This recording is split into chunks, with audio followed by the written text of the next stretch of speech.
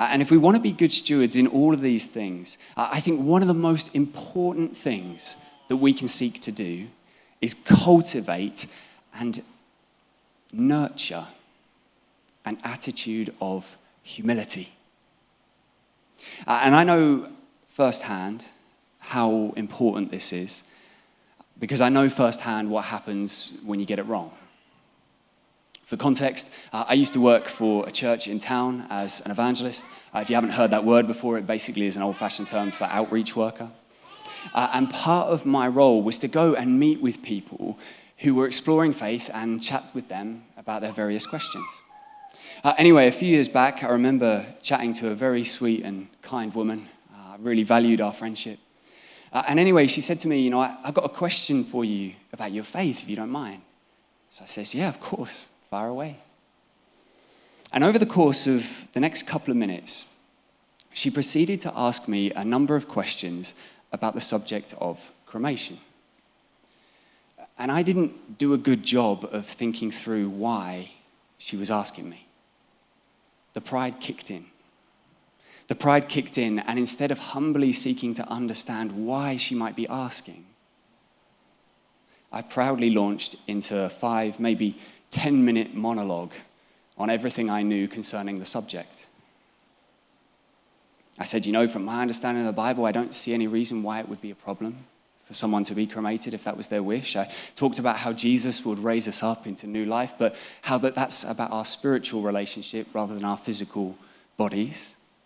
And so I said to her, I don't think it would be a problem if that was someone's wish. Anyway, the conversation ended a bit abruptly as she said to me, okay, then that's good. I don't need to worry about that. I didn't probe any further, but it did seem a bit strange.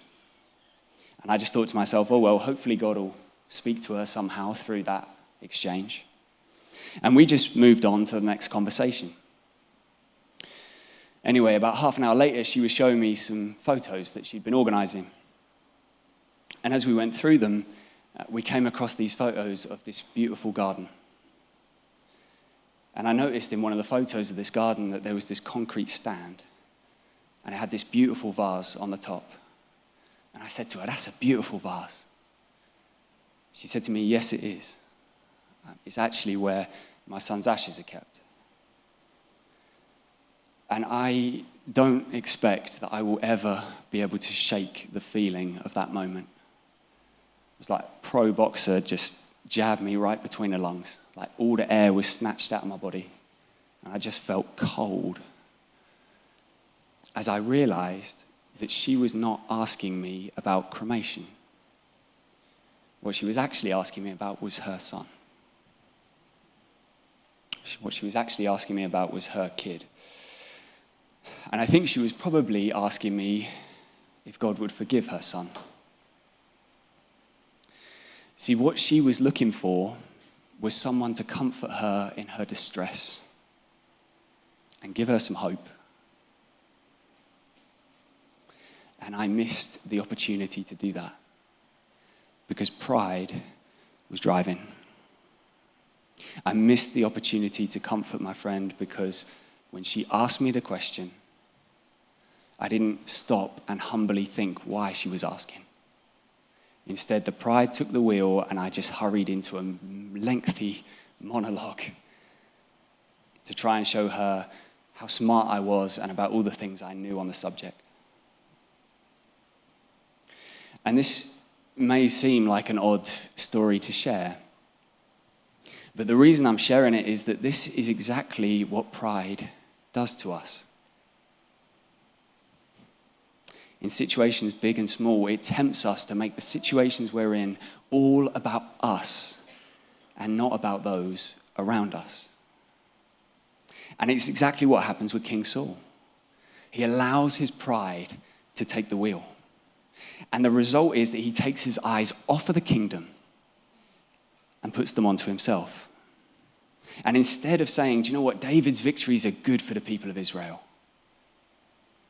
he says, David's popularity is bad for me, so he's got to go. But good leaders, godly leaders, whether in big situations or seemingly small conversations. Good leaders, godly leaders, choose humility, and they put others above themselves. And as I alluded to earlier, when Jesus spoke about authority, he looked at this worldly way of leading and he said to his disciples, it will not be this way with you. I'm giving you a new way to lead. See, the old way, the worldly way, was humanity getting in a mess by trying to seize power and control things.